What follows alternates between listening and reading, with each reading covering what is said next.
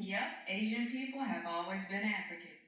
What people seem to forget is that all human life, human meaning color, people of color, okay, people of melanin, they all came from Africa.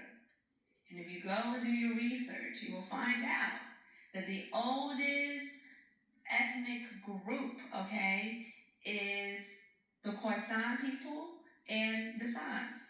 Both of which, if you go and look at pictures and images of these people, they would look as what people would call today Asian-like. They look Asian, but they're not Asian, they're African.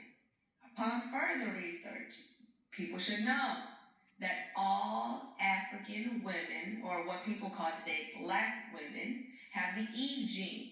The Eve gene has the capability of reproducing any human being of any color, of any race, whatever constructs that humans have done created and now believe in.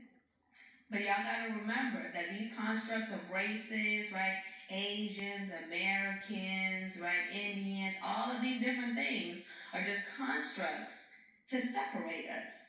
Because they have always known that if we, the people of melanin, because we are magic, okay, that if we were to be united and we knew our power, right, they wouldn't stand a chance against us. That's exactly why there are certain systems in place to oppress people of color. And that is why racial injustice and social injustice was not brought to a national platform until after the death of George Floyd. Because we all knew that racism existed. We all knew that racial injustices existed. We all knew that there's a system in place for these injustices. However, nobody actually talked about it because there weren't enough people that basically had the balls to come out and talk about this shit.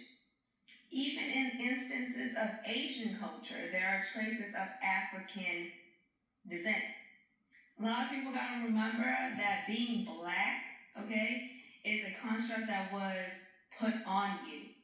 You believe that you were black because they got you picking black for a checkbox when you're supposed to pick your race. They want us caught up on titles such as black, Asian, white, Hispanic, right? So that we forget that we are all human beings.